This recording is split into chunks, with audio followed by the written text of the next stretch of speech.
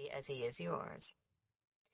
And indeed it was always to Susan that Shirley ran, to be kissed for bumps and rocked to sleep, and protected from well-deserved spankings. Susan had conscientiously spanked all the other Blythe children when she thought they needed it for their souls' good, but she would not spank Shirley nor allow his mother to do it. Once Dr. Blythe had spanked him, and Susan had been stormily indignant. "That man would spank an angel, Mrs. Doctor, dear, that he would," she had declared bitterly, and she would not make the poor doctor a pie for weeks. She had taken Shirley with her to her brother's house during his parents' absence, while all the other children had gone to Avonlea, and she had 3 blessed months of him all to herself. Nevertheless, Susan was very glad to find herself back at Ingleside, with all her darlings around her again. Ingleside was her world, and in it she reigned supreme. Even Anne seldom questioned her decisions, much to the disgust of Mrs. Rachel Lynde of Green Gables, who gloomily told Anne, whenever she visited Four Winds, that she was letting Susan get to be entirely too much of a boss and would live to rue it. "Here is Cornelia Bryant coming up the harbor road, Mrs. Doctor, dear," said Susan. "She will be coming up to unload 3 months' gossip on us." "I hope so," said Anne, hugging her knees. "I'm starving for Glen St. Mary gossip, Susan. I hope Miss Cornelia can tell me everything that has happened while we've been away. Everything. Who has got born, or married, or drunk? Who has died, or gone away, or come, or fought, or lost a cow, or found a beau? It's so delightful to be home again with all the dear Glen folks, and I want to know all about them. Why, I remember wondering as I walked through Westminster Abbey which of her 2 especial beaux Millicent Drew would finally marry. Do you know, Susan, I have a dreadful suspicion that I love gossip." "Well, of course, Mrs. Doctor, dear," admitted Susan. "Every proper woman likes to hear the news. I am rather interested in Millicent Drew's case myself. I never had a beau, much less 2, and I do not mind now, for being an old maid does not hurt when you get used to it. Millicent's hair always looked to me as if she had swept it up with a broom. But the men do not seem to mind that. They only see her pretty, piquant, mocking little face, Susan." "That may very well be, Mrs. Doctor, dear. The good book says that favor is deceitful and beauty is vain, but I should not have minded finding that out for myself if it had been so ordained. I have no doubt we will all be beautiful when we are angels, but what good will it do us then? Speaking of gossip, however, they do say that poor Mrs. Harrison Miller over harbor tried to hang herself last week." "Oh, Susan." "Calm yourself, Mrs. Doctor, dear. She did not succeed. But I really do not blame her for trying, for her husband is a terrible man. But she was very foolish to think of hanging herself and leaving the way clear for him to marry some other woman.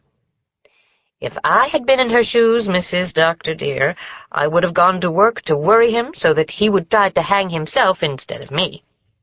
Not that I hold with people hanging themselves under any circumstances, Mrs. Doctor, dear." "What is the matter with Harrison Miller, anyway?" said Anne impatiently. "He is always driving someone to extremes."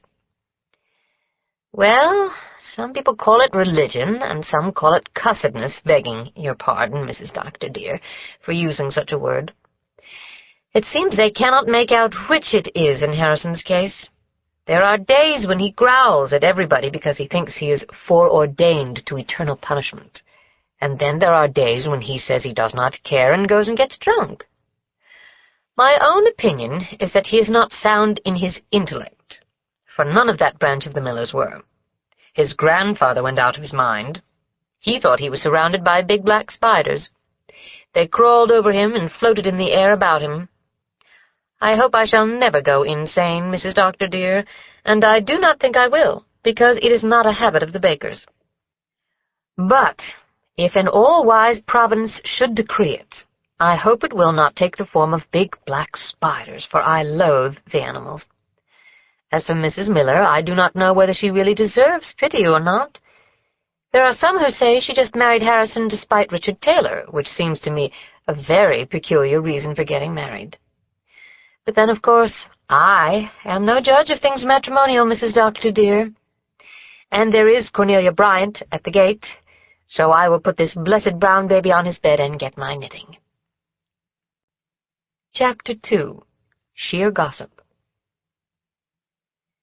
"Where are the other children?" asked Miss Cornelia, when first the greetings, cordial on her side, rapturous on Anne's, and dignified on Susan's, were over.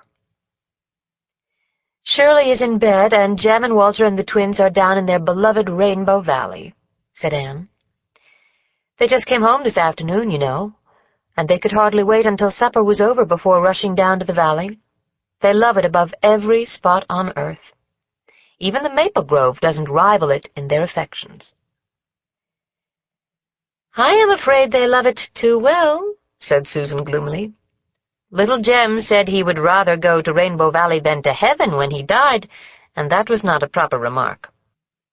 "I suppose they had a great time in Avonlea," said Miss Cornelia. "Enormous. Marilla does spoil them terribly. Jem, in particular, can do no wrong in her eyes." "Miss Cuthbert must be an old lady now," said Miss Cornelia, getting out her knitting so that she could hold her own with Susan. Miss Cornelia held that the woman whose hands were employed always had the advantage over the woman whose hands were not. "Marilla is 85, said Anne with a sigh. "Her hair is snow-white, but strange to say her eyesight is better than it was when she was 60. "Well, dearie, I'm real glad you're all back. I've been dreadful lonesome, but we haven't been dull in the Glen, believe me. There hasn't been such an exciting spring in my time as far as church matters go. We've got settled with the minister at last, Annie dearie." "The Reverend John Knox Meredith, Mrs. Doctor dear," said Susan, resolved not to let Miss Cornelia tell all the news. "Is he nice?" Anne asked interestedly. Miss Cornelia sighed, and Susan groaned. "Yes, he's nice enough, if that were all," said the former. "He is very nice, and very learned, and very spiritual. But, oh, Annie dearie, he has no common sense."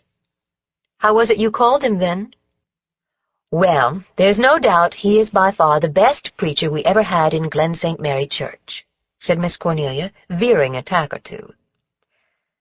"I suppose it is because he is so moony and absent-minded that he never got a town call. His trial sermon was simply wonderful, believe me. Everyone went mad about it, and his looks." "He is very comely, Mrs. Doctor dear, and when all is said and done, I do like to see a well-looking man in the pulpit," broke in Susan, thinking it was time she asserted herself again. "Besides," said Miss Cornelia, "we were anxious to get settled, and Mr. Meredith was the first candidate we were all agreed on. Somebody had some objection to all the others. There was some talk of calling Mr. Folsom. He was a good preacher, too, but somehow people didn't care for his appearance. He was too dark and sleek." "He looked exactly like a great black tomcat, that he did, Mrs. Doctor dear," said Susan. "I never could abide such a man in the pulpit every Sunday." "Then Mr. Rogers came, and he was like a chip in porridge, neither harm nor good," resumed Miss Cornelia. "But if he had preached like Peter and Paul, it would have profited him nothing, for that day old Caleb Ramsey's sheep strayed into church and gave a loud "Bah!" just as he announced his text. Everybody laughed, and poor Rogers had no chance after that. Some thought we ought to call Mr. Stewart, because he was so well educated. He could read the New Testament in 5 languages. But I do not think he was any surer than other men of getting to heaven because of that," interjected Susan. "Most of us didn't like his delivery," said Miss Cornelia, ignoring Susan. "He talked in grunts, so to speak. And Mr. Arnett couldn't preach at all. And he picked about the worst candidating text there is in the Bible, 'Curse ye mirrors.' Whenever he got stuck for an idea, he would bang the Bible and shout very bitterly, 'Curse ye mirrors.' Poor Mirrors got thoroughly cursed that day, whoever he was, Mrs. Dr. dear," said Susan.